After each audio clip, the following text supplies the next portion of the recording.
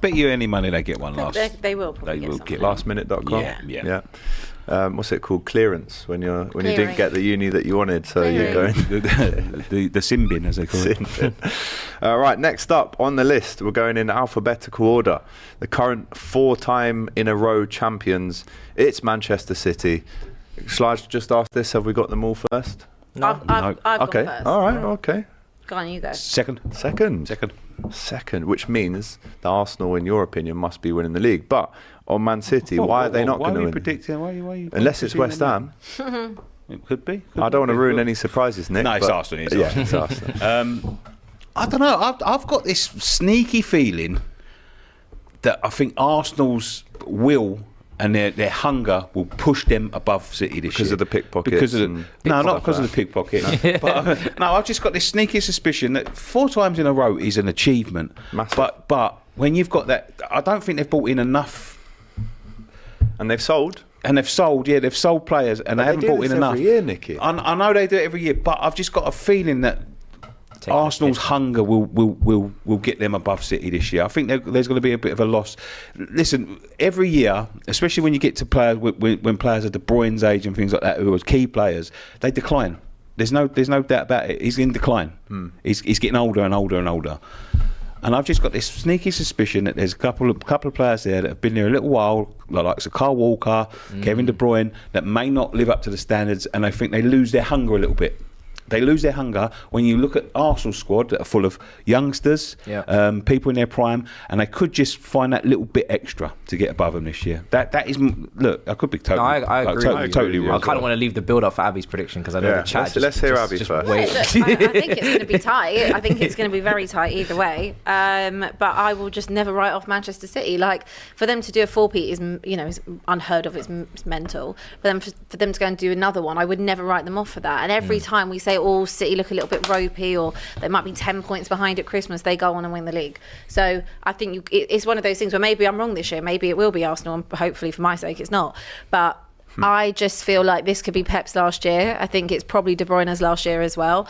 I think in terms of galvanising and saying let's all go out on a very big high by doing something that's never been done before in terms of 5p, that's all the motivation you need. Arsenal, I think, will definitely be there or thereabout. It's going to be super, super close. I still feel like if Arsenal had a striker, I would maybe be like, I would put maybe a few more eggs in the Arsenal basket. But I still think that they are light in that area.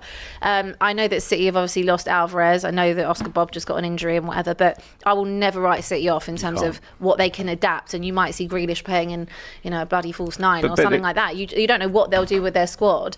And that's why Pep is the best manager, because he's always managed to adapt and do crazy things that always work out. Transformer FC.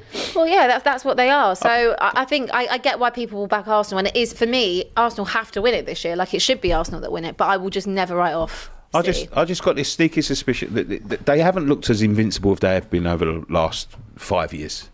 Last season, they pipped Arsenal by a point, but I would say that was Arsenal's failure. Arsenal had a ropey period. It's that Villa game, wasn't it? The Villa game, the West Ham game at home as well. They win either of them two, they win the league. Struggled against Fulham. They've struggled against Fulham, yeah. So Arsenal have to be perfect for me. Yes, they have to be completely perfect. But they're getting there. They are getting there.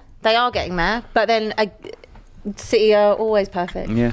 And even, do you know what? Actually, that's a lie, because even when they're not perfect, they still manage to get it. Yeah. So even when they've not had perfect patches, Arsenal cannot slip up, and that's the difference. No, I'll get you. Like, again, with Liverpool, when Liverpool were chasing, they had to be perfect. Yeah. Liverpool were perfect. No space. There was no space for error. Obviously, there is this point deduction thing. The charges, the hearing is coming soon for City. I don't know if that's going to be concluded this season, or they say early next year. Early next year. So look, that could be March. It could be April. That could impact everything. It really could, but we don't know yet. So that's a little bit different to the Leicester one, which we're talking about, because that will probably come into effect quite early on in the season with that points deduction. But this City hearing has been going on for like 6 years, and whatever happens at the end of that happens. But I still feel like write them off at your peril. Yeah. No, I agree. I've got them to finish first, and I do agree with Nicky.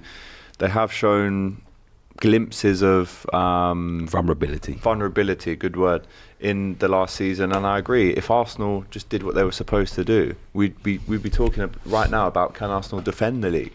because you're right. It comes down to those fine moments, those, you know, touch and go minutes in a last game where you can nick a winner. That's what wins you the league. And if you can't do the business, you will not win the league against this unstoppable Manchester City team. That's not to say, though, that Arsenal aren't a fantastic team. Last year, I know City won it, but you could argue that Arsenal played the best football in Europe last season. So I just wanted to add one more thing on that. Obviously, they missed Haaland for quite a lot of time. City last year, they had quite a few injuries. And I'm not trying to do this because it's Arsenal, but I'm just saying Arsenal's in terms of like key injuries, they were pretty all right last year in terms of not having too many injuries to their back line, kind of the spine of the team. Saka did limp a lot, but he did limp a lot when they were losing. But apart from that, he was fine in every other game they were winning. So you know, the Gabriel, Saliba, Rice, Saka, that spine was fit for basically the entire season, whereas City didn't have that. So that's what I mean, that